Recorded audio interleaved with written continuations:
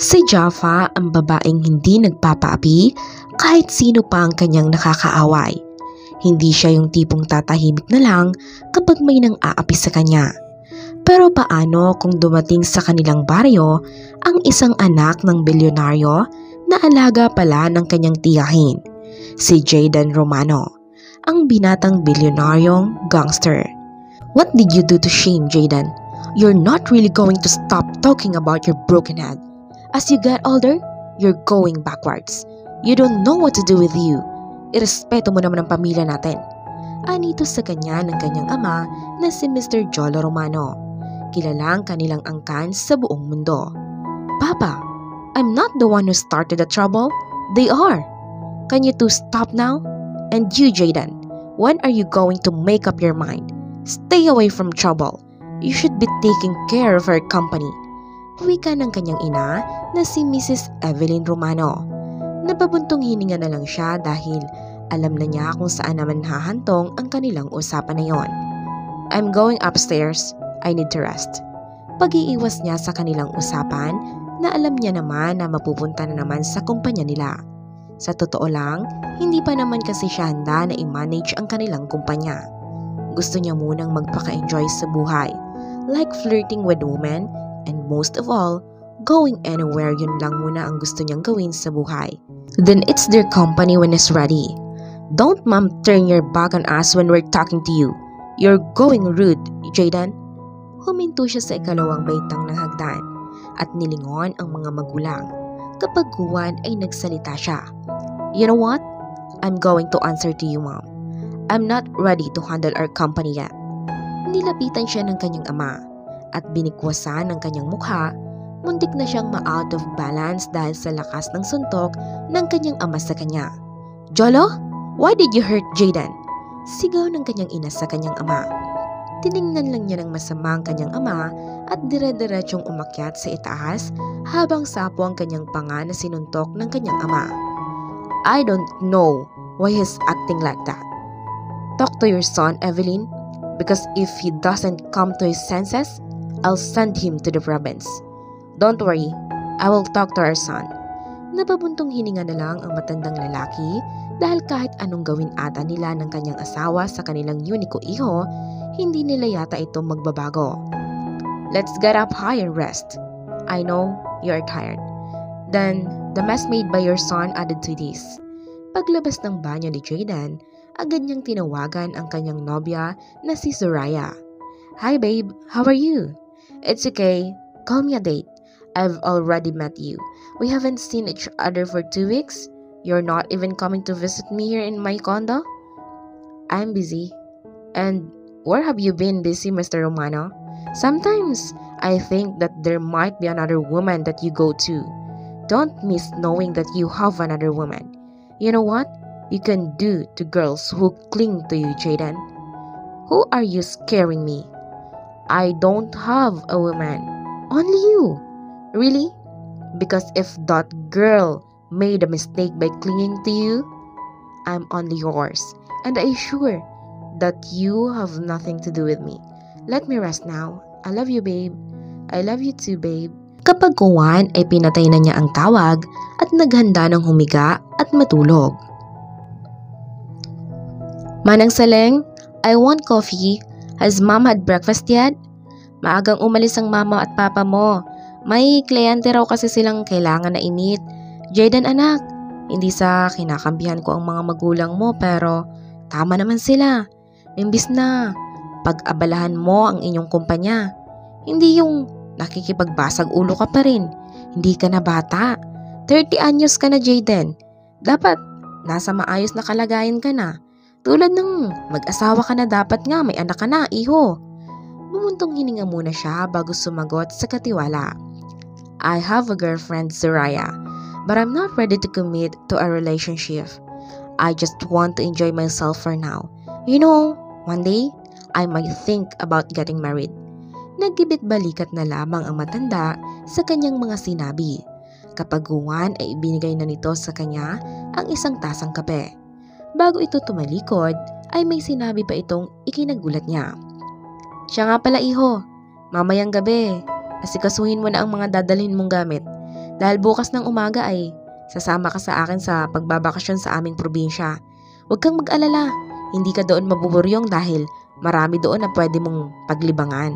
What? Huwag nang kumontra. Yun ang bili ng papa mo. Kailangan daw na sumama ka sa akin sa pag-uwi. Why didn't they ask me first if I would agree? Dahil alam nilang hindi ka papayag. At saka, ayaw mo nun.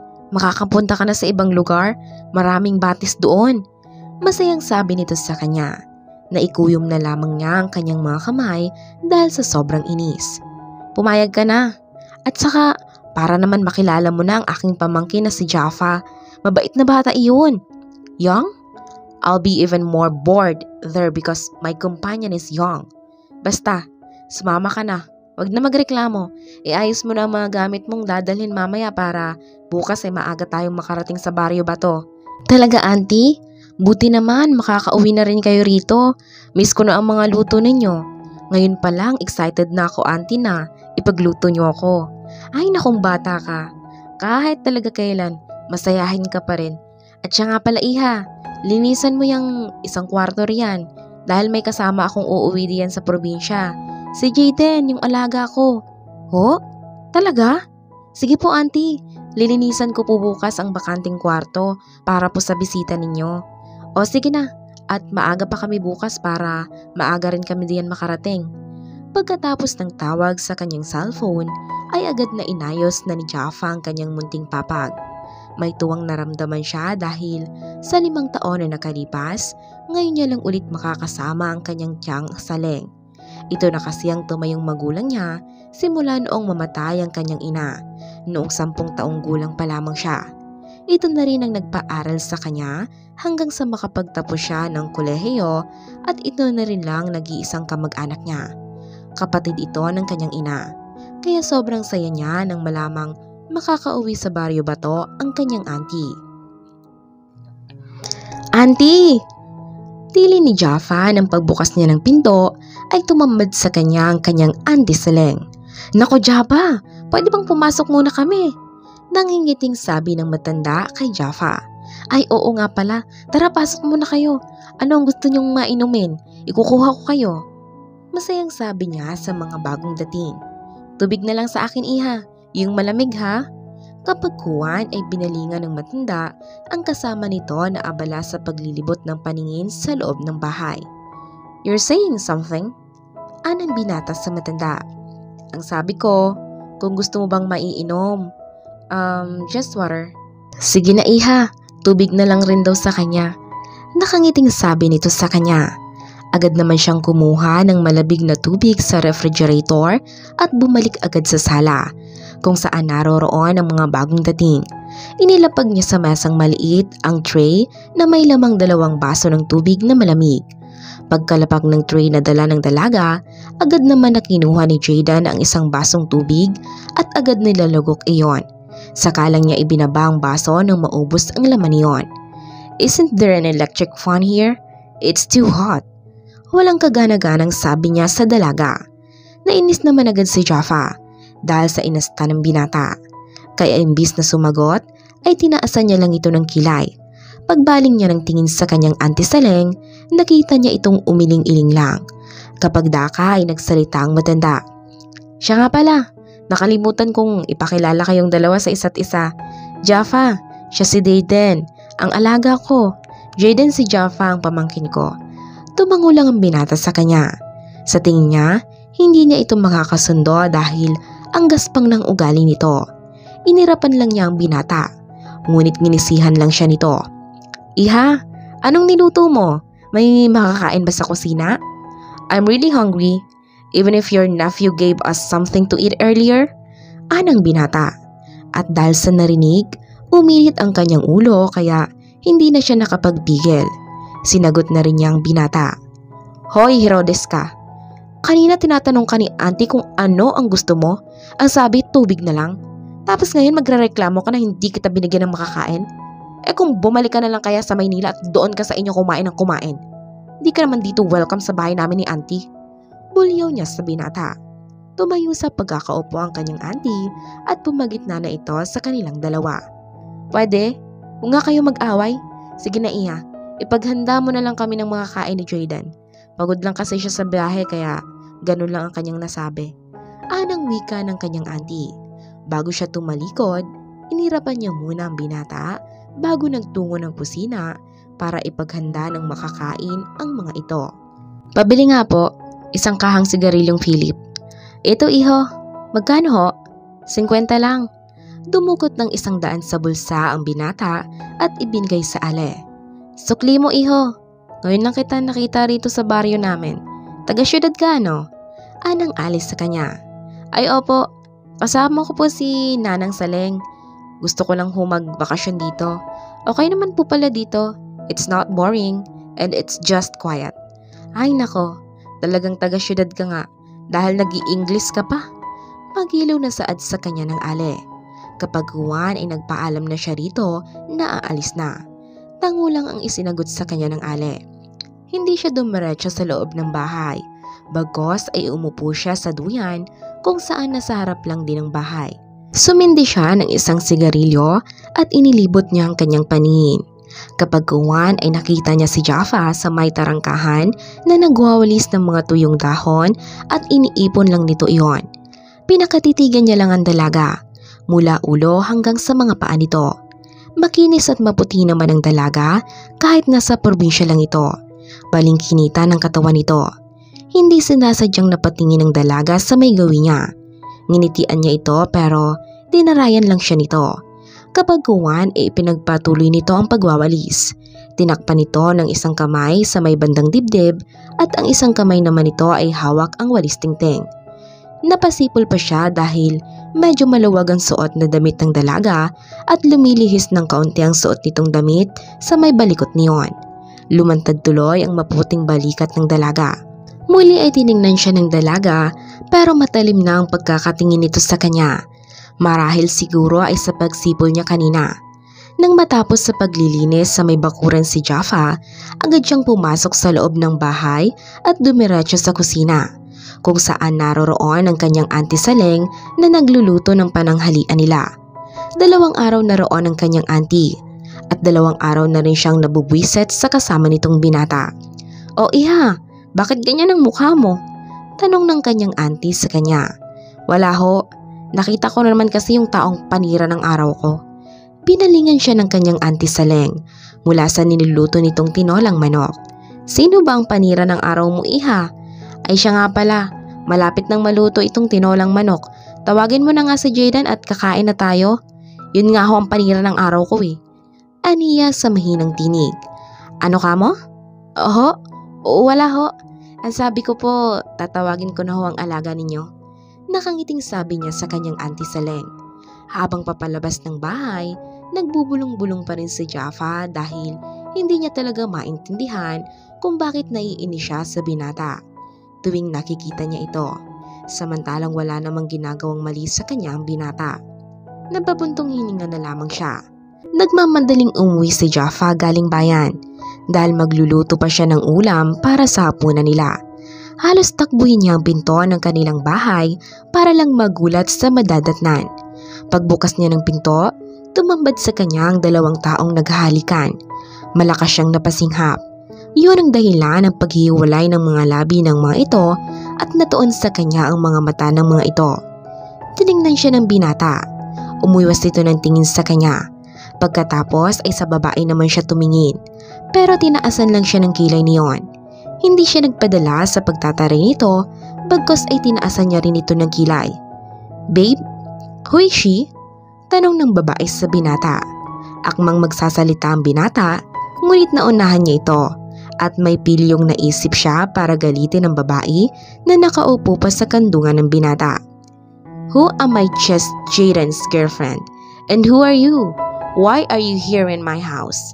Pagkakasabi niya sa babae na ikinalaki ng mga mata ng dalawa, humalakhak siya sa kanyang isipan. Tumayo ang babae at tiningnan si Jayden. What is that woman saying? Jayden, I thought you were on vacation here. Why is there a woman all of a sudden? Akmang magsasalita ulit ang binata, ngunit inunahan niya ulit ito. Oo, tama ka. Nagbabakasyon nga siya dito sa akin dahil namimiss niya na raw kasi ako. Nakataas na kilay na sabi niya sa babae. You are a flirtatious woman. Jaden is mine. Nilapitan siya nito at takmang sasampalin, ngunit maagap niyang nahawakan ang kamay ng babae. Wag na wag mong susubukan na itapo ang mga palad mo sa mukha ko. Dahil baka may virus yan, masira pa ang mukha ko. Pagkasabi niyon, siya ang sumampal sa babae. Umalis ka na sa pamamahay ko, kung hindi lang yan ang aabutin mo. Mariing sabi niya sa babae. We're not done yet. Hindi ako natatakot. Alis! Pulyaw niya sa babae. Dali-dali namang lumabas ng bahay ang babae at isinara niya ang pinto. Binalingan niya ang binata. Nakatanga lang ito sa kanya. Walang maapuhap na sasabihin. Bigla ay parang nakonsensya siya sa ginawa niya. Magsusorry sana siya kaso nagsalita na ang binata. What did you do?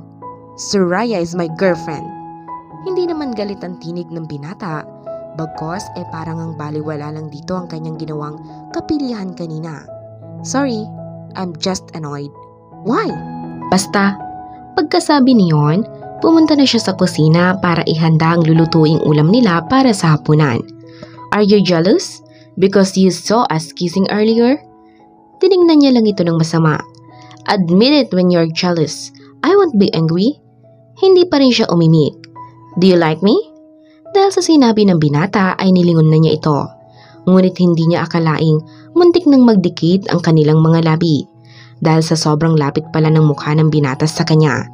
Hindi niya namalayan ang paglapit nito sa kanya dahil abala siya sa pag-aasikaso ng lulutuin. Ano ba? Lumayo ka nga sa akin? Baka may virus ka na din dahil dumikit sa'yo ang babaeng yon. Wag na wag mo kong hahawakan. Singhal niya sa binata.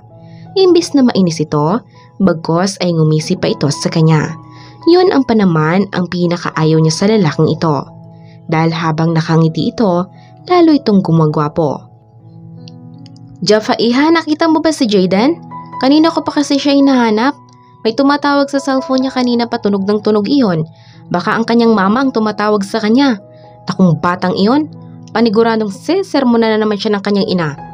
Auntie, malaki na ho ang alaga ninyo. Paniguradong kaya na nun ng sarili niya. At saka, uuwi rin ho iyon dahil kapag napagod na nakakalakwat siya. Tanging tugon na lamang niya sa kanyang auntie Saleng. Ay nako, nag-aalala lang ako baka kung mapaaway yun sa labas.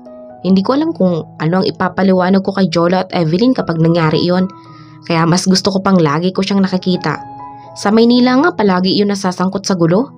Anito sa kanya ng auntie Saleng niya. Napabuntong hininga na lang siya sa mga nalaman. Sa tingin ko nga, basta gulero siya. Aniya sa kanyang isipan. Babalik din iyon auntie. Huwag niyo na yun pakaisipin. Malaki na iyon maya-maya ho. Nandito na ho iyon sa bahay. Pagpapakalma niya sa matanda. Hindi na sumagot ang matanda sa sinabi niya. Bagkos ay pumasok na lamang ito sa sariling silid. Naiwan siya sa salang napapailing-iling. Mag-aalas 5 na ng hapon bago napagpasyahan ni Jaden na umuwi na. Napasarap kasi siya sa paglulunoy sa batis. Kaninang umaga ay bago mananghalian ay napagpasyahan niyang maglakad-lakad muna. Yun nga lang ay hindi niya namalaya na natuntun na pala niya ang batis na iyon. Noong una ay pinakikinggan niyang mabuti ang daloy ng tubig sa batis. Natuwa siya nang makumpirmang ang batis iyon. Kaya dumiretso siya. Bago niya narating ang malawak na batis, may dadaanan siyang isang punong bayabas. Natuwa pa siya sa pangunguha dahil nga mga hinog na iyon. Nang magsawa sa pamimitas ng bunga, tumuloy na siya sa batis. Namangha pa siya dahil sa sobrang linis at makikintab na bato na nakapalibot sa ilog. Agad siyang naghubad ng kasutan. Ang tanging natira na lamang sa kanya ay ang boxer short. Tumalon at sumisid siya agad sa ilog. Nang makaahon, halos kapusin siya sa paghinga. Nagpaka-enjoy siya sa paglulunoy. Hindi niya namalayan na halos inabot siya ng hapon sa batis na iyon. Kaya napagdesisyonan na niyang umuwi. Malapit na siya sa bahay at nakita niya ang dalagang nakatayo sa may pintuan. Animo parang may hinihintay. Nang mamataan siya nito, naningkit ang mga mata ng dalaga. Pagkapasok niya sa may bakuran, agad siya nitong inulan ng sermon. Aba, magaling umuwi ka pa. Dapat hindi ka nalang umuwi. Alam mo bang kanina pa sa'yo nag-aalala si auntie? Dahil baka kung mapaaway ka na sa kanto. O baka may nangyari ng masama sa'yo. Alam mo naman na may mga kasama ka dito sa bahay. Dapat nagpaalam ka man lang sa amin para hindi kami nag-aalala sa'yo. Dire-diretsong pagsisermon sa kanya ng dalaga. You're done? Tapos yun lang ang sasabihin mo? Alam mo bang halos mahimatay si auntie sa pag-aalala sa'yo tapos... Hindi na natapos ang sasabihin ng dalaga dahil kinamig na niya ang likod ng ulo ng dalaga at sinakop ang labi nito para lang patahimikin. Hindi inaasahan ni Jaffa ang gagawin sa kanya ng binata.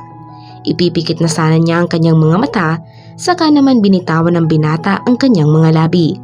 Naramdaman niya ang pamumula ng kanyang mukha, kaya agad niyang sinampal ang binata at tinalikuran nito para pumasok sa kanyang silid. Naiwan naman si Jaden na nangingiti habang sapo ang pisnging sinampal ng dalaga. Yun lang palang magpapatahimik sa'yo? Saad na lamang niya sa kanyang sarili.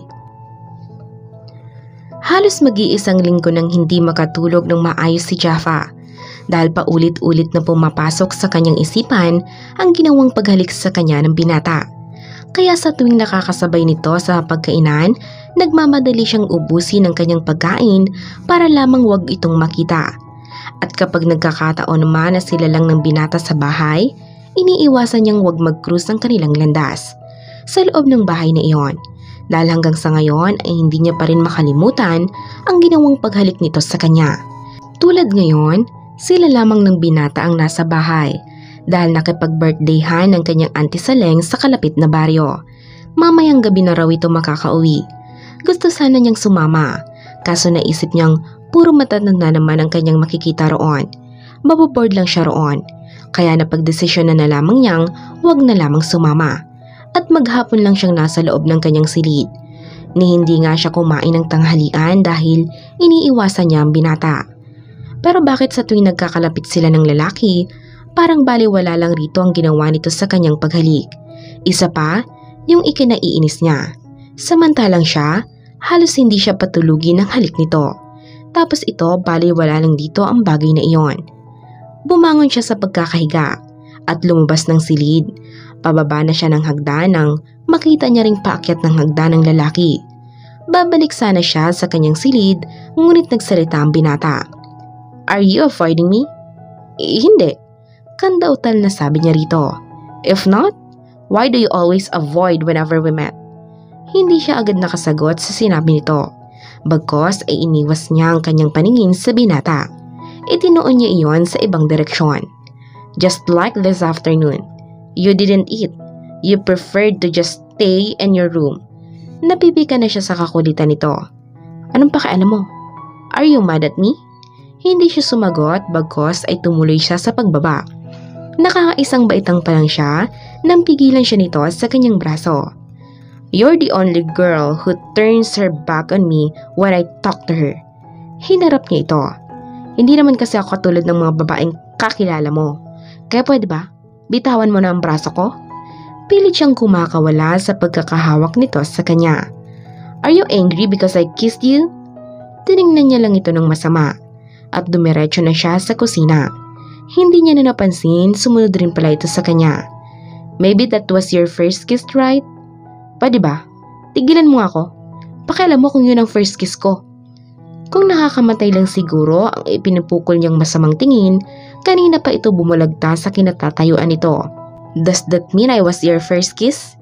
At dahil sa sobrang inis na niya rito, binato niya ito ng kanyang tsinelas. Nakailag naman ito kaagad. Bago siya iniwan nito, may pahabol pang sinabi ang binata sa kanya. We can repeat that if you want. Sabay halakhak pa nito sa sinabi nito. Abala sa paglilinis ng bahay si Jaffa. Nang may kumakatok sa pintuan, agad niyang iniwan ang ginagawa at pinagbuksan ng taong kumakatok. Pagbukas niya, natulala pa siya dahil bago pa lamang ang mukha ng ginang. Napakaigiligante nito at kahit medyo may edad na, makikita pa rin sa mukha nito ang kagandahan. Maamo ang maganda nitong mukha at napakakinis pa ng balat. Magandang araw sa iyo, iha. Ako nga pala si Evelyn Romano. Nandyan ba si Aling Saleng? Uwi ka ng ginang sa kanya. Ano po? Pasok po muna kayo. Pasensya na ho kung makalat pa ang bahay. Naglilinis ho kasi ako. Si Tita Saleng ho ba kamo ang hanap ninyo? Tanong niya sa ginang.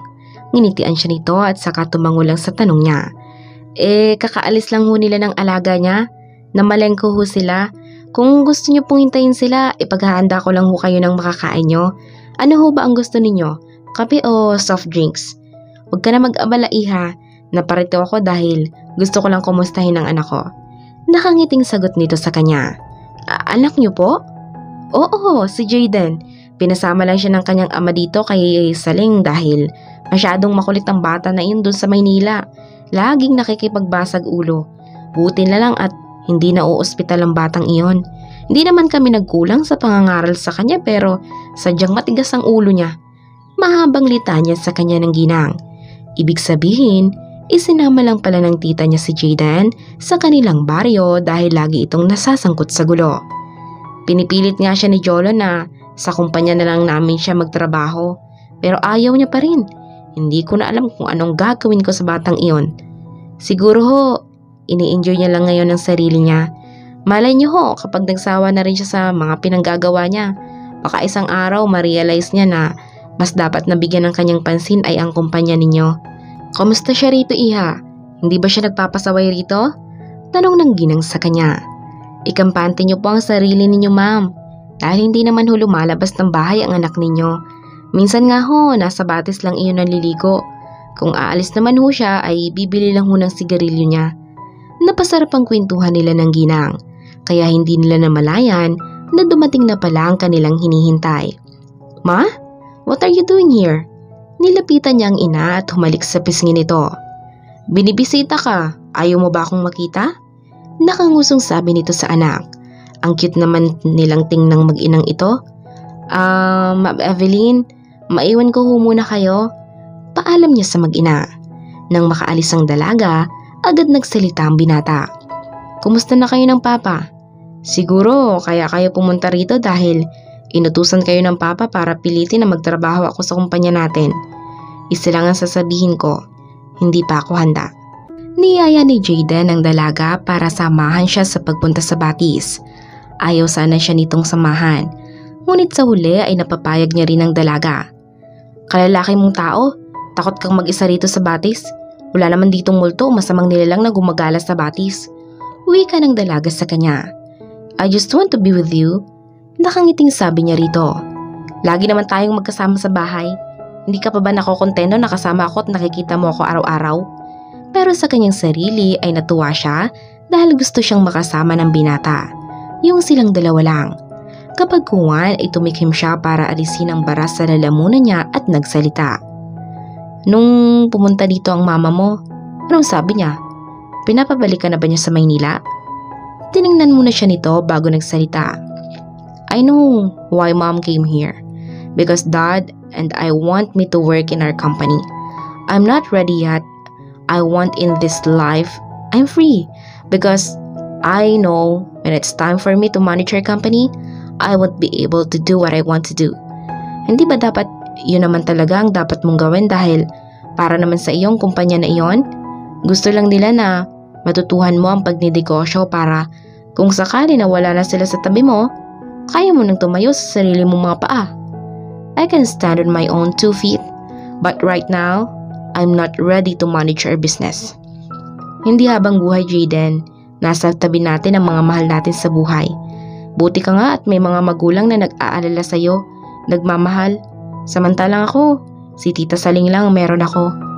Napabuntong hininga siya kapag Juan ay tumayo at nagtambisaw sa ilog. Sumunod sa kanya ang binata at tumabi sa kanya. Maybe you are right. Thank you. Because what you said enlightened me.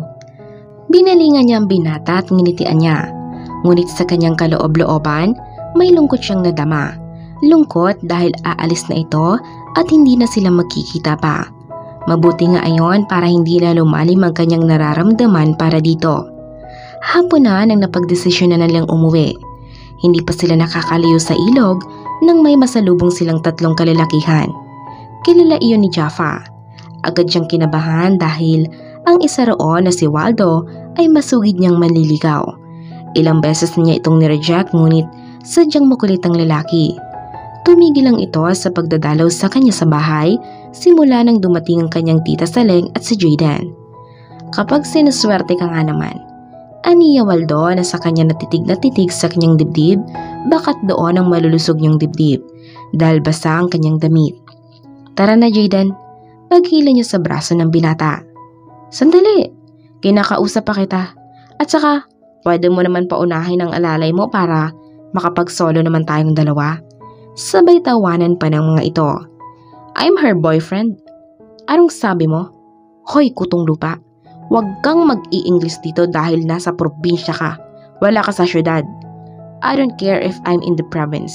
If you don't understand what I'm saying, try to understand. Ganon. Akmang susuntukin sana ni Waldo si Jayden, ngunit agad naman nakailag ang binata. Napatili siya dahil pati siya, muntik na rin maabot ng kamao ni Waldo. Gumanti naman ang suntok si Jayden kay Waldo nang sisipain sana siya ng lalaki. Agad niyang naabot ang isang kahoy at yun ang ginawang sandata para ihampas sa lalaki. Nang nangihina na ang lalaki, agad naman pumalit ang dalawa. Ang akala ni Jaffa, mabubugbog na ang binata dahil dalawa na ang kalaban nito. Ngunit nagkamali siya dahil ilang saglit lang agad nitong napatumba rin ang dalawa. Nilapitan siya nito. Are you alright? You are not hurt? Dapat nga ako ang nagsasabi niyan sa'yo. Okay ka lang ba? Di ka ba nasaktan? Yes, I'm fine. Let's go home. Agad siya nitong inakay pa uwi. Nang makarating sila sa bahay, agad niyang ikwinento sa kanyang tita Saleng ang nangyari sa may batis. Buti na lang hindi kayo napahamak. Pero teka, di ba sabi nito, 3 ang humarang sa inyo sa daan? Manang, ang importante, we're okay. We got home and we didn't hurt anyone.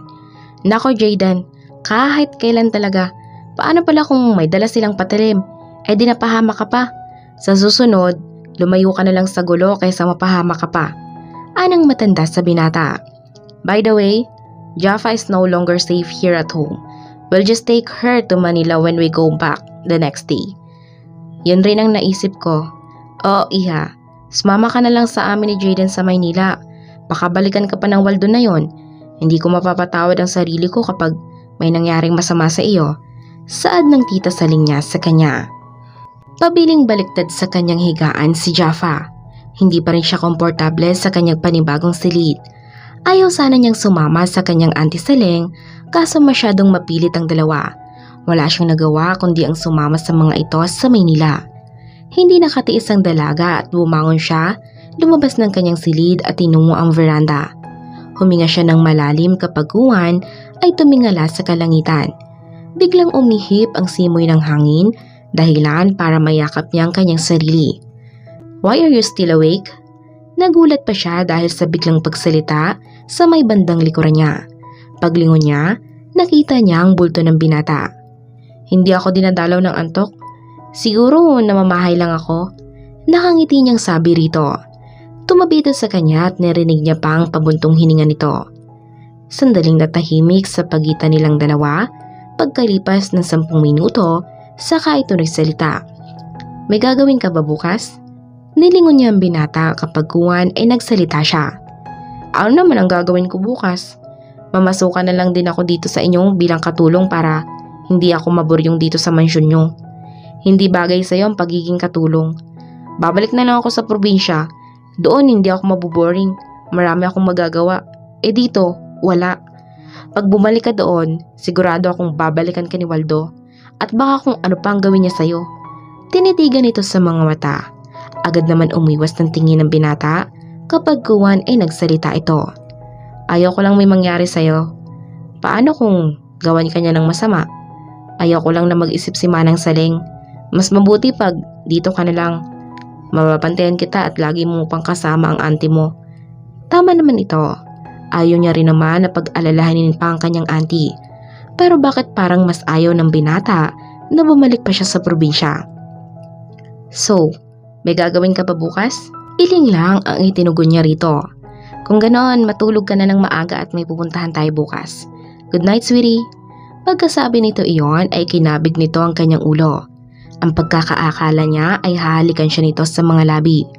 Ngunit nagkamali siya. Sa noo lang pala. At pagkatapos niyon ay iniwan na siya nito at tinungo ang sariling silid nito. Siya naman ay naiwang nakatulala lang. Kinabukasan, maagang nagising ang dalaga. Sa katunayan, parang hindi nga siya nakatulog magdamag dahil sa paghilik ng binata sa kanyang noo. Bumaba na siya sa baba upang tulungan ang kanyang auntie Saleng sa pag-aayos ng almusal. Ngunit pagbaba niya ay nakaayos na pala ang lahat. Nakita niya ang kanyang auntie Saleng na nagtitimpla ng kape nito. "O iha, ang aga mo naman atang nagising." Sa totoo niya na auntie, hindi nga ako masyadong nakatulog kagabi." Saad niya sa matanda. Binalingan siya nito kapag Juan ay nagsalita. "Bakit naman? Siguro ay namamahay ka lang. Huwag kang mag-alala, kapag tumagal ka dito, makakatulog ka na ng mahimbing." Nakangiting sabi ng kanyang auntie Saleng sa kanya. "Manang?" Sabay pa silang napalingon ng kanyang auntie Saleng sa nagsalita. Nakita niya ang pagngiti ng binata sa kanya ng ubod ng tamis. Pero bakit parang may mali? Bakit biglang lumakas ang kabog ng kanyang dibdib? Pasimple niyang kinapa ang kanyang dibdib para sa pamamagitan ng kanyang paghawak sa kanyang dibdib ay mapakalma niya ang kanyang pusong nagwawala na tila ba gusto na nitong lumabas. "O iho, gising ka na pala. Halika at ipagtitimpla kita ng kape mo. Maupo ka. Gusto mo na bang ipaghain na rin kita?" "Kape na lang po manang please." Kapag Juan, itumalima naman agad ang matanda para ipagtimpla ng kape ang binata. "Saluhan mo ako sa almusal." Iminawestra ang binatang katapat nitong upuan at tubiling umupo siya at nagsandok ng sinangag at kumuha ng itlog at ham. "By the way, he has something to do later. I would like to ask you out later." Nilunok muna niya ang kanyang pagkain bago nagsalita. "Wala naman. It's good that you can go sightseeing here in Manila." Tanging-tango lang ang kanyang isinagot rito at ipinagpatuloy niya ang kanyang pagkain. "Nag-enjoy ka ba?" Tanong ng binata sa dalaga habang nagmamaneho ito. Saglit na tinapunan nito ng tingin ng dalaga at ibinalik agad ang mga mata sa kalsada. "Oo naman, saka sobrang sarap ng mga pagkain roon sa restaurant na yon. Yun nga lang ang mamahal naman," aniya sa binata. Humalakak lang ang binata sa kanyang tinuran. "Dito kasi sa Manila, masyadong classic talaga pero nag-enjoy ka naman, di ba?" "Oo." Saglit na dumaan ang katahimikan sa pagitan nilang dalawa.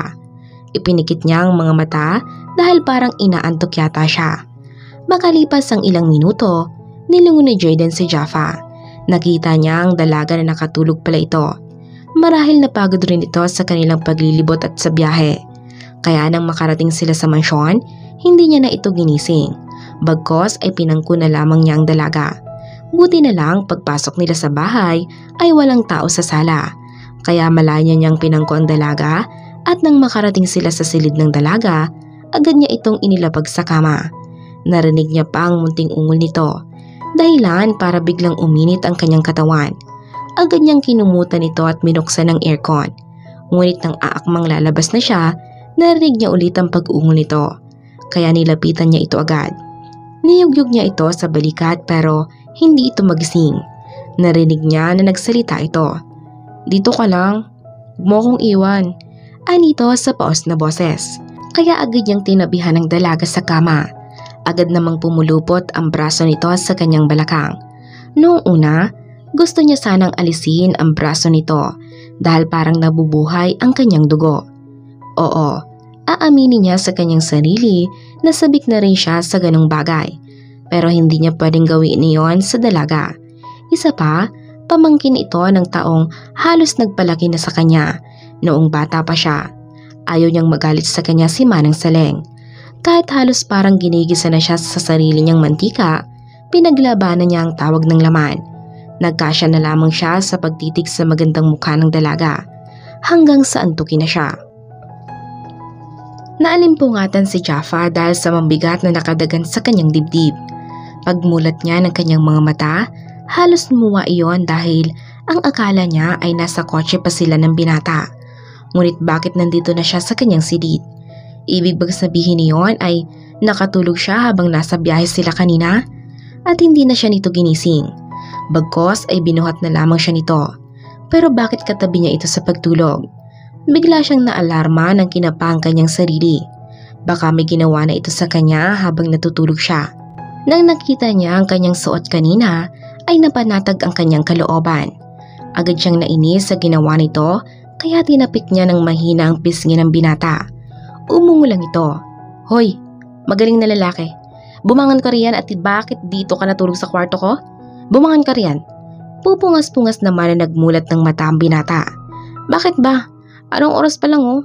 Iniustorbo mo na agad ang tulog ko. Bakit dito ka natulog sa kwarto ko? Tanong niya rito.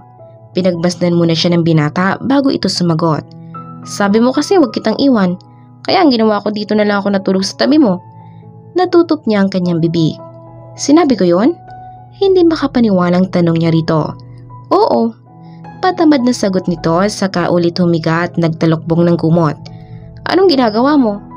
Matutulog ulit. Ang aga mong mangbulahaw. Bumangon ka riyan, pumunta ka na ron sa silid mo. Tinatamad ako, matulog ka na lang ulit. Anito sa kanya. Sabing bumangon ka. Hindi na niya natapos ang kanyang sasabihin dahil hinila siya ng binata dahilan para makaibabaw siya rito. Halos isang tangkal na lang ang pagitan sa kanilang dalawa at maglalapat na ang kanilang mga labi. Nang magsalita ang binata, saka lang siya nakabalik sa wisyo. Kung hindi ka inaantok, huwag kang makulit. Tinatamad akong bumangon para lumipat sa silid ko kaya sa ayaw at sa gusto mo, dito ako matutulog. Pagkasabi nito iyon ay saka lang siya pinakawala ng binata. Halos kapusin siya ng hininga. Pasimpleng inirapan na lang niya ang binata dahil wala na siyang magagawa. Matuling lumipas ang mga araw, isang buwan na rin ang dalaga sa mansyon. Halos araw-araw siyang nababagot. Nagtangka na siyang magpaalam noon sa kanyang auntie Saleng na babalik na lang siya sa probinsya. Ngunit hindi siya pinayagan ng matanda. Kahit gusto niya ring tumulong sa mga gawaing bahay, hindi siya pinapayagan ng binata at ng kanyang auntie. Lalong-lalo na ang mga magulang ng binata na sina Evelyn at Cholo. Kaya halos araw-araw, ang gawain niya lang ay kain-tulog. Tulad ngayon, kakatapos lang nila ng almusal. Nasa sariling silid niya na naman siya nang nagkukulong.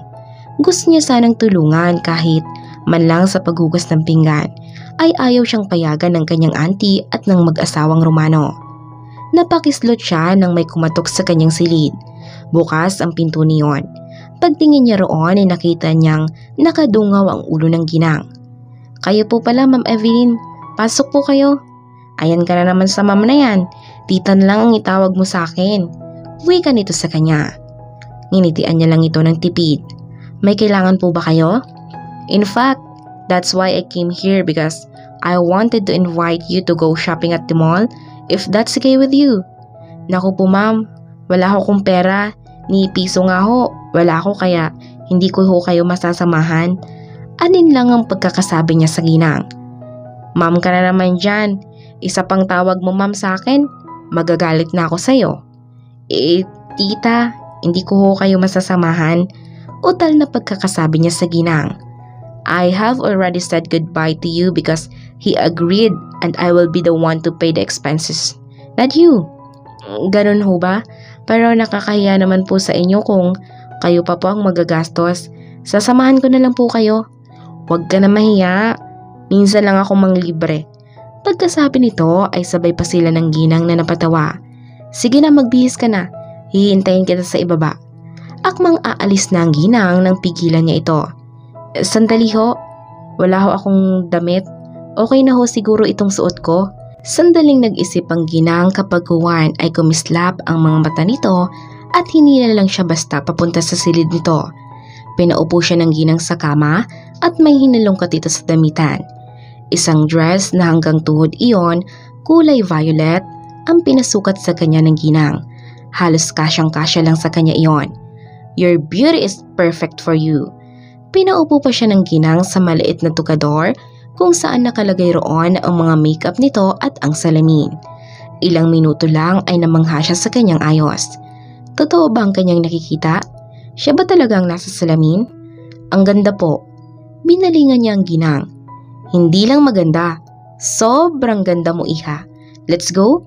Pagkatapos nilang mag-shopping ng kanyang mga damit, niyaya pa siya ng ginang na kumain sa isang restaurant na mamahalin. Pagpasok nila sa loob, halos lahat ng kalalakihan ay sa kanya nakatuon ang tingin. Nailang pa siya dahil pakiramdam niya ay tagos sa kanyang kaluluwa ang mga matang nakatingin sa kanya. Tita Evelyn? Napalingon ng dalawang babae sa nagsalita. Iho Rio, how are you? I'm fine. And who is this beautiful girl? By the way, Jaffa is Salen's nephew. She is beautiful, isn't she? Too much. Will you eat? Yes. Namiss ko kasi ang mga luto mo. Minsan nga, dumalo ka naman sa bahay at ipagluto mo ako ng paborito kong adobo. Sure, basta kayo. Iginiya sila ng binata sa isang mesang bakante at agad silang nag-order ng makakain. Si Reo, kaibigan ni Jaden. Siya ang manager ng restaurant na ito. Sa tito niya itong restaurant. Mas gusto niya pa rito kaysa sa sariling kumpanya nila. Parang sa Jaden rin. Di ko nga alam kung bakit ayaw niya pang magtrabaho sa kumpanya namin. Iba lang araw. Sa kanya naman mapupunta ang kumpanya kapag wala na kami ng papa niya. Mahabang paliwanag ng ginang sa kanya. 2 araw ang lumipas matapos siyang ipamili ng mga gamit ni Mrs. Romano. Nasa may poolside siya ngayon habang tinatanggal niya ang mga dahon na nagsilaglagan sa pool. Masyadong nalibang siya sa pagtatanggal ng mga dahon, kaya hindi niya napansin ang pagdoorbell ng kung sino sa labas ng gate. Isang katulong ang bumukas niyon at napamaang pa siya sa bisita ng mga Romano. Ito yung babae na pumunta noon sa Barrio Bato na kung makalingkis kay Jaden, daig pa ang sawa. Natuon ang paningin sa kanya ng babae at nilapitan siya nito na nakataas ang isang kilay. Kanina pa ako doorbell ng doorbell, hindi mo ba naririnig? Mataray na pagkakasabi sa kanya ng babae. Ako ba ang kausap mo? Maang natanong niya rito. Of course! Who else are you? Hindi naman kasi ako katulong dito para pagbuksan ka ng gate. Mataray din na sabi niya sa babae. Sumasagot-sagot ka pa. Nilapitan siya ng babae at takmang sasampalin nang agad niyang maagapan ng kamay nito. Huwag mong susubukan na padapuin ang marumi mong kamay sa mukha ko dahil baka madumihan lang. Pagkasabi niyon, ang kamay ng babae na hawak niya ay isinampal niya rito. Naminog lang ang mga mata ng babae at takmang hahabultin siya nito, mabilis siyang nakaiwas dahilan para mahulog ito sa pool. Saktong pagbaba ni Jaden ay narinig niyang matinis na sigaw. Agad siyang pumunta sa kinaroroonan ng boses. Napakunot ang noo niya dahil nasa pool si Zoraya. Zoraya, anong ginagawa mo dyan? Babe, help me. Humihikbing sabi nito sa binata. Walang alinlangan na tinulungan ito ng binata nang makaahon sa pool, tuluyan ng umiyak ang babae. Babe, tinulak niya ako. Tinatanong ko lang naman kung nasaan ka tapos bigla na lang niya akong tinulak sa pool. Hagulgol na sabi ng babae. Binalingan siya ng binata, nagtatanong ang mga tingin nito. Hindi ko siya tinulak. Gusto niya akong saktan. Umiwas ako kaya nahulog siya sa pool. Paniwanag niya sa binata. Sinungaling. Babe, huwag ka maniwala sa kanya. Sinungaling ang babaeng yan. Zoraya, bakit kasi nandito ka? Natural, namimiss kita. Agad siyang sumabas sa usapan ng dalawa. Pwes, hindi kanya na-miss at baka nakakalimutan mo. Ako ang girlfriend ni Jaden. Pinalingan siya ng babae at tinitigan ng mabuti. Kapag Juan, lalong nagalit ang itsura nito. You? Ikaw? Ang babaeng probinsyana? Oo, ako lang naman. Kaya pwede mo nang lubayan ang boyfriend ko. Lumapit siya sa mga ito at hinila ang binata para mapalayo sa babaeng iyon. Nagpahila naman ang binata sa kanya. Kung ako sa'yo, uuwi na lang ako at para makapagpalit ng damit. At siya nga pala, huwag ka na rin ditong babalik dahil wala ka na rin namang babalikan. Mataray na sabi niya sa babae. Dinuro siya nito. May araw ka rin sa akin. Nanlilisik ang mga mata nitong sabi at saka umalis. Nang makaalis ang babae, tuluyan ang napahagalpak ng tawa ang dalaga. Natahimik lang siya nang inakbayan siya ng binata. Ang tapang talaga ng girlfriend ko. Bitawan mo nga ako. Di mo ako girlfriend. Inaasar ko lang ang babae na yun. Naiis lang ako sa kanya. Kapag Juan ay iniwan na niya ang binata. Agad naman itong sumunod sa kanya. Out of the country ang mag-asawang Jolo at Evelyn. Kaya ang nasa mansyon lang ay sinamanang Seleng, Jaffa, Jaden at ang iba pang katulong. 2 buwan raw sa US ang mag-asawa. Kaya siya ang napagbili na ng ginang na bantayan raw ang uniko iho nito. Dahil baka raw may babaeng uuwi ang binata sa mansyon at yun ang ayaw na mangyari ng ginang lalo na rin siya. Dahil habang tumatagal siya sa bahay ng mga Romano, Pakiramdam niya ay nahuhulog na siya sa binata. Tulad ngayon, maaga siyang nagising. Kaninang umaga dahil babakuran nga niya ang binata. Ang akala pa naman niya, siya na ang pinakamaagang nagising.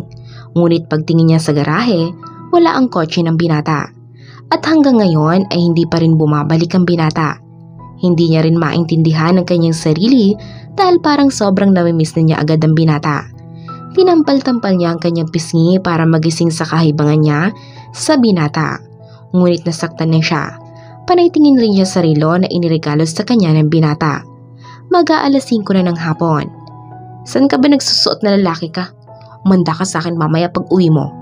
Bulong niya sa kanyang sarili. Makalipas ang 4 na minuto, narinig niya ang pag-doorbell sa may gate. Kaya halos takbuhin niya iyon. Pagbukas niya, biglang nawala ang kanyang ngiti. Dahil hindi naman ang binata ang nabungar niya, kundi ang babaeng linta. Walang iba kundi si Zoraya. Akmang isasara niya na ang gate ngunit agad na iniharang ng babae ang sarili doon. Kung si Jayden ang hinahanap mo, wala siya rito. Kaya pwede ka nang umalis. Hindi naman si Jayden ang kailangan ko, kundi ikaw. Agad siya nitong inisprihan ng kung ano sa kanyang mukha para manghina at magdilim ang paningin niya. Ang huling narinig lang niya ay ang halakhak ng babae at tuluyan na siyang nawala ng malay. Ayusin niyo ang pagkakatali sa babaeng yan. Ayaw kong sumablay dahil sa katangahan niyo. Agad na iminulat ni Jaffa ang kanyang mga mata at inilibot niya ang paningin. Sino kayo? Anong gagawin niyo sa akin? Nahihintakutang tanong niya sa 4 na lalaki na nakangisi lang sa kanya. Oh, gising na pala si Sleeping Beauty. Saka humalakhak ang babae. Zoraya, hayop ka? Bakit mo ko dinala rito? Anong atrasa ko sa'yo? Well, marami. Ayoko nang isa-isahin pa. Alam mo ba ang pinakaayaw ko sa lahat? Yung atribida sa mga plano ko. Yayayain na sana ako ni Jayden ng kasal kaso umiksena ka pa. Sigaw nito sa mukha niya. At ngayon, sinisigurado ko sa'yo na bukas din pag-aagawan ka na ng mga uod dahil tatapusin na kita. Siguraduhin mo lang na mapapatay mo ako. Dahil kung hindi, ako ang papatay sa iyong higad ka. At saka, buti nga sa'yo nakipaghiwalay na si Jayden. Dahil kawawa naman siya kung magkakaroon siya ng asawa na kampo ni Satanas. Ubod lakas siyang sinampal ng babae, halos mapaluha siya sa sobrang sakit. Kapag uwan ay hinawakan siya nito sa mukha. Napapikit siya sa sobrang sakit. Huwag kang mag-alala. Bago kita patayin, pagsasawaan ka muna ng mga tauhan ko. At nabitawan na siya nito sa kahumalakhak habang papaalis sa silid na iyon. Animal ka, Zoraya. Pag nalaman na ito ni Jayden, mabubulo ka sa bilangguan. Tuluyan na siyang napahagulgol dahil sa sobrang takot. Paano kung patayin talaga siya ng babaeng iyon? Paano na siya? Sana hinahanap na siya ng binata ngayon.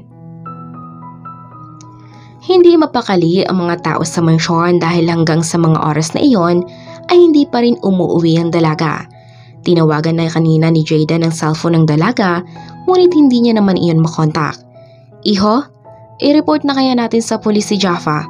Baka kung napano na siya, hindi ko mapapatawad ang sarili ko kapag may nangyaring masama sa kanya. Humahagulgol na ang matandang si Manang Saleng. Sinisiguro ko sa inyo na okay lang si Jaffa. Baka po may pinuntahan lang ho siya. Huwag na ho kayong umiyak, baka lalong tumaas ang presyon ng dugo ninyo.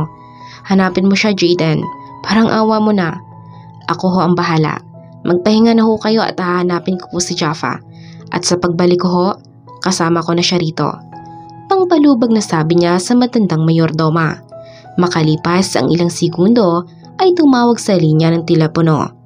Hello? Anong balita? Nakita niyo na ba ang CCTV? Opo, Mr. Romano. Pumunta na lang ho kayo dito sa guardhouse.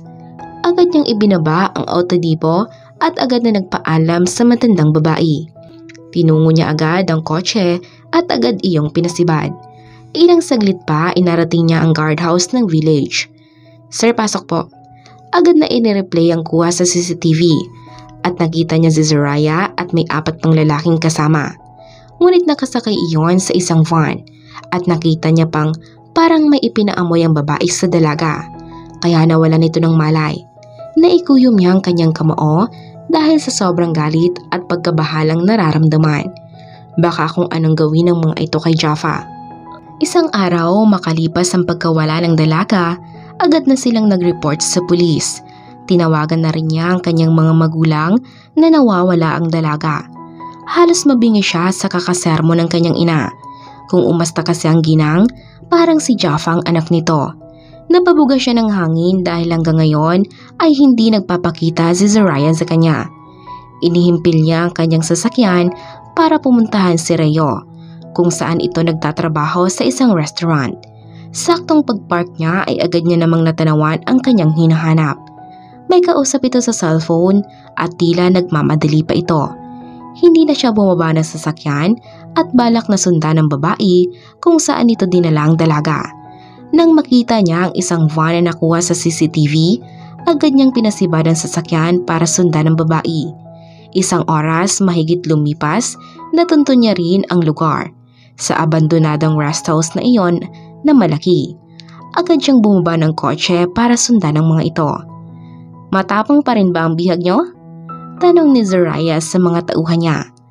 Kanina, binibigyan ko ng pagkain, itinapon lang. Ayaw niya raw kumain. Kahit sobrang miserable na ang buhay niya, matapang pa rin siya. Tingnan ko lang kung talagang matapang pa rin siya kapag ako na ang kaharap niya. Pagbukas ng silid, agad na bumangon sa pagkakahiga ang dalaga. Halos gusto niyang sugurin si Zariah. Ang kaso nga lang ay nakakadana ang mga paa niya.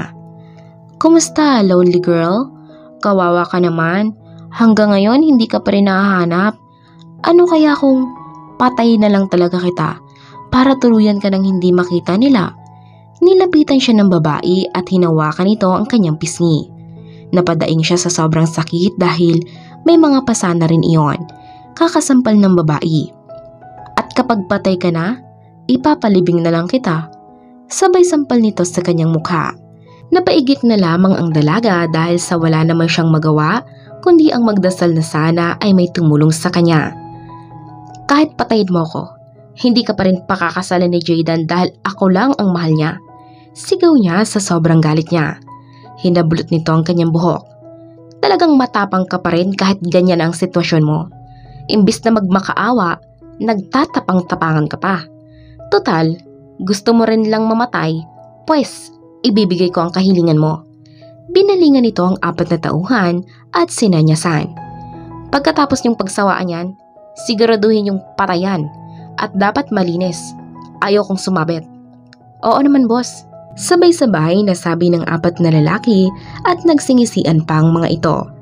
Lumabas na ng silid ang babae at iniwan ang mga alalay na nagtatalo-talo pa kung sino ang mauuna. Palabas na ng rest house si Zariah nang may estatwa sa kanyang nakita. Naroon si Jayden habang nanlilisik ang mga mata nito. Tatakbo sana siya nang inilang hakbang lang ng binata ang kanilang distansya. At nang maabutan agad siyang hinablot sa braso ng binata. Alam ko na ang lahat, Zariah. Kaya wala ka ng kawala ngayon. Asan si Jaffa? Hindi ko alam ang pinagsasabi mo. Bitawan mo ako, nasasaktan ako. Diniinan palalo ng binata ang pagkakahawak sa braso ng babae. Dahilan para mapadaing ito sa sakit. Huwag mo kong sagarin. Dahil baka makalimutan kong babae ka, mapapatay kita. Halos magkulay suka ang mukha ng babae kung kaya napilitan itong sabihin kung nasaan ang dalaga. Nang makarating ang tapat ng silid na kinaroroonan ng dalaga, rinig na rinig niya ang sigaw nito, kaya agad niyang binuksan ang kwarto. Halos umusok ang kanyang bunbunan dahil sa aktong nadatnan. Nakaibabaw ang isang lalaki sa dalaga habang ang damit ng pobreng dalaga ay halos warak na. Agad niyang tinadyakan ng lalaking nagtangkang halayin ang dalaga. Nagsilusob naman ang 3 pang kalalakihan. At dahil may alam siya sa karate, agad niyang napatumba ang 4, wala na itong mga malay. Nang daluhan niya ang dalaga ay wala na itong malay.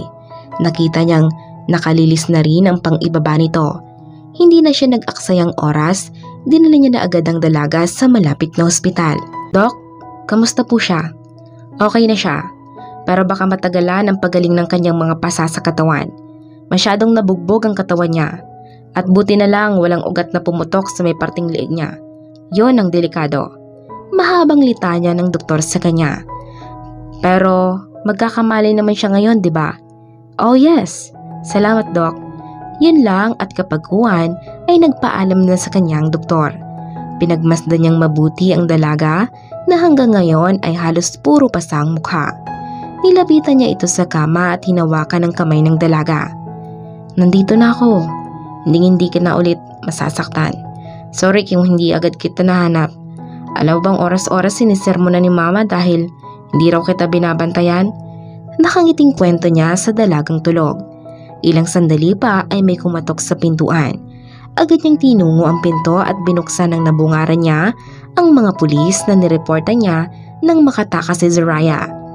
Mr. Romero, nahuli na po namin si Miss Zoraya. Nasa City Jail Makati na po siya ngayon, sir. Yung 4 niyang alipores, kasama niya? Yes, sir. Pati rin po sila nahuli. Saktong pagdating namin sa rest house na sinabi niyo, nandun pa rin nakabulagta ang 4. Mahabang litanya ng pulis sa kanya. Salamat. Paano, Mr. Romero? Mauna na kami. Tinanguan niya lang ang mga ito. Nang madala niya sa ospital si Jaffa, agad niyang itinawag sa kanyang ina na nakita niya na ang dalaga. Pati na rin kay Manang Saleng. At mamaya raw ay pupunta ang mga ito roon. Naalimpungatan ng dalaga dahil sa mga tinig na naririnig. Dahan-dahan niyang iminulat ang mga mata at inilibot iyon sa buong silid. Jaffa, iha? Salamat sa Diyos at gising ka na. May masakit pa ba sa'yo? Iling lamang ang isinagot niya. Si Jaden po. Utal niyang tanong sa ina ng binata at sa auntie sa linya. Lumabas lang saglit. Babalik naman agad yon. Buti na lang at nakulong na ang Zorayang iyon. Hindi ko akalain na ganun siya kasamang tao. Anang ginang sa galit na tinig. Ang importante po, ligtas na po ako ngayon. Maluhaluhang sabi niya sa mga ito. Ilang segundo pang lumipas ay bumukas ang pinto ng silid at pumasok ang taong kanina pa niya hinahanap. Walang iba kundi ang binata. Nakangiti ito ng ubod ng tamis sa kanya kapag kuwan ay nilapitan siya nito. Buti naman gising ka na. May masakit pa ba sa'yo? Gusto niya sanang sabihin na makita niya lang ito palagi ay hindi niya nararamdaman ang sakit sa buo niyang katawan.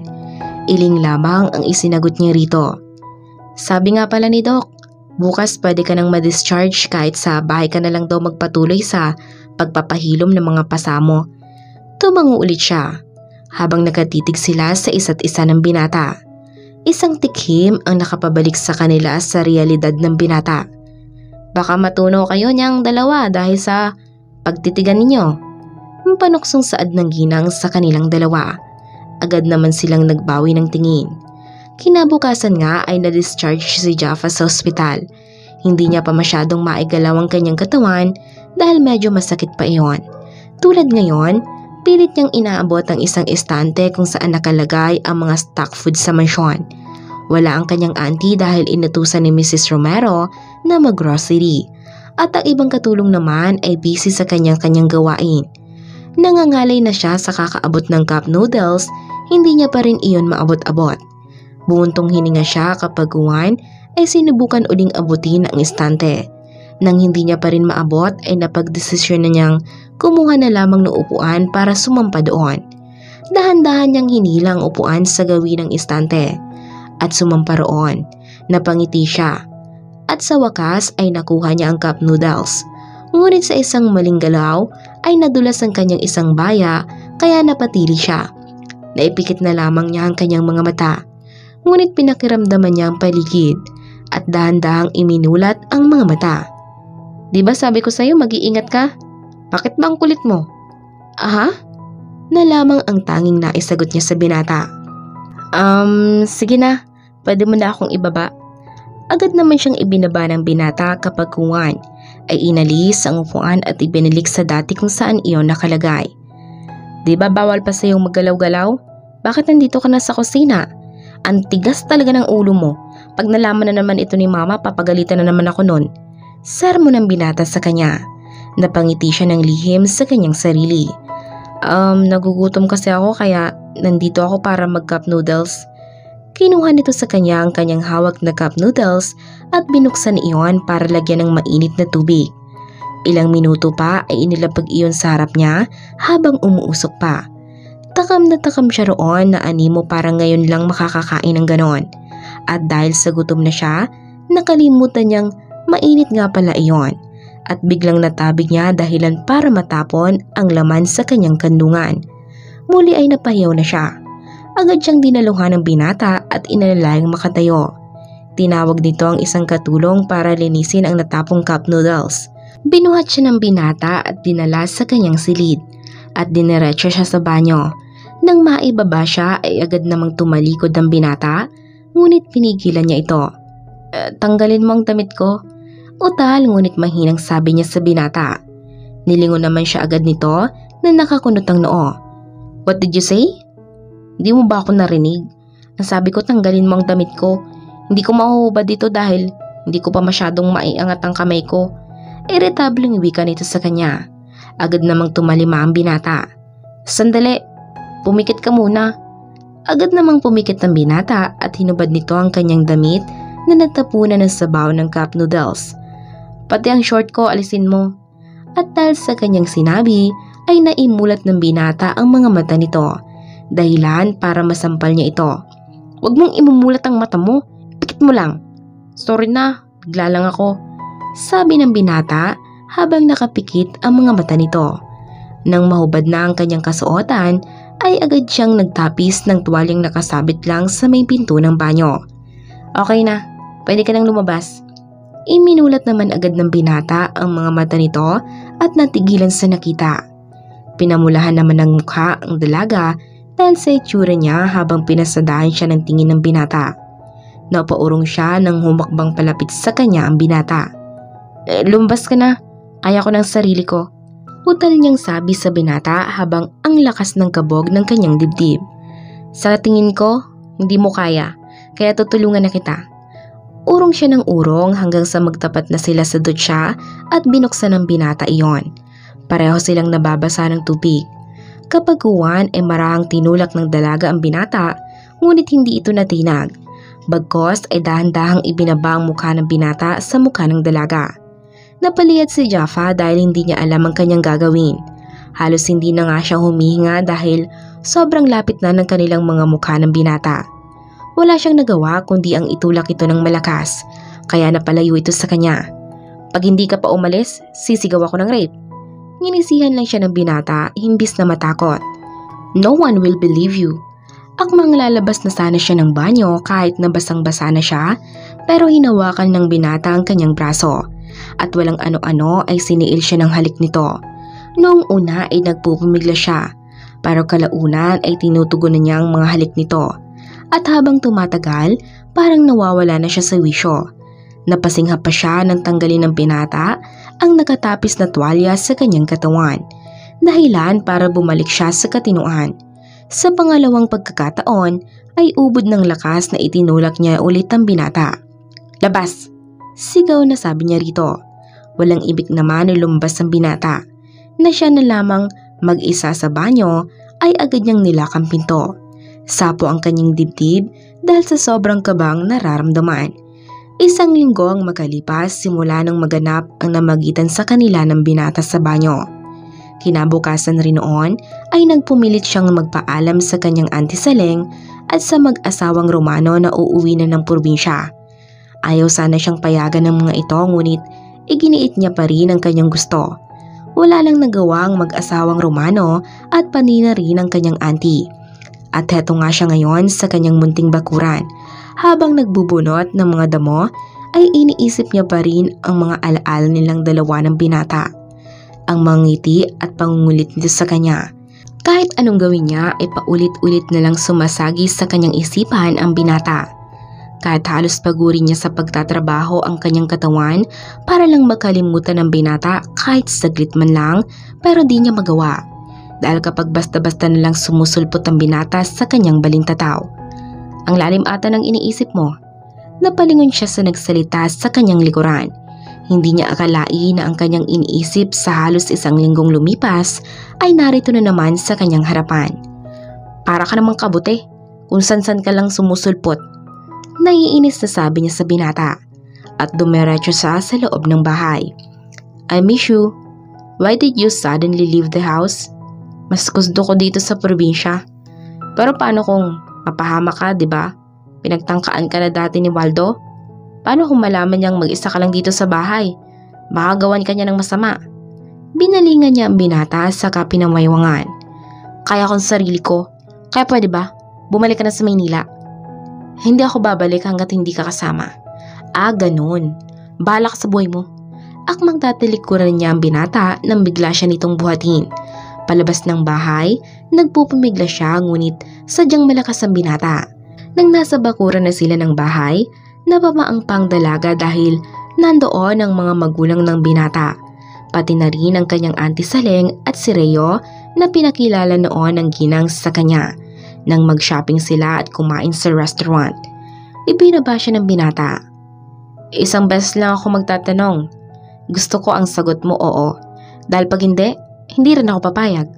Parang bata na sabi ng binata dahilan para magsitawanan ng kanilang audience.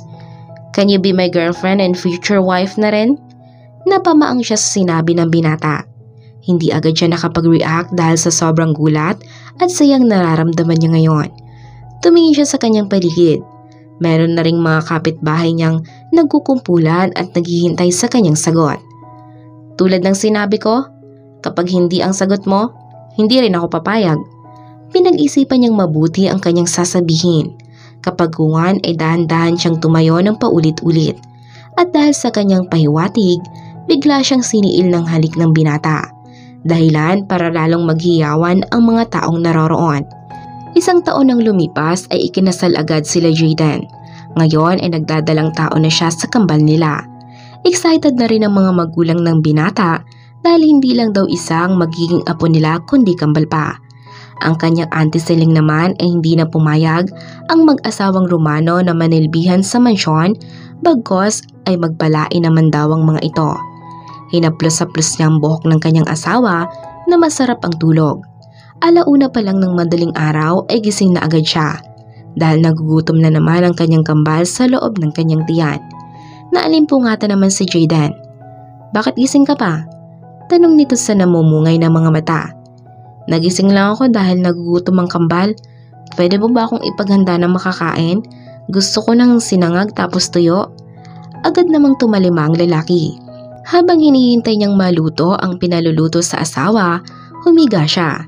Hindi niya namalayan ay nakaidlip na pala siya. Masayang tinungo ni Jayden ang kanilang kwarto. Nang pagbukas niya ng pinto ay nakita niyang nakatulog na pala ang kanyang asawa. Nilapitan niya ito at hinagkan sa noo. At sabay bulong, I love you so much, honey. Ang wakas. At dito na po nagtatapos ang kwentong pag-ibig ni Jayden at Jaffa. Maraming salamat po sa inyong walang sawang pagsusubaybay at pagkikinig sa kwentong pag-ibig ko. Thank you and God bless.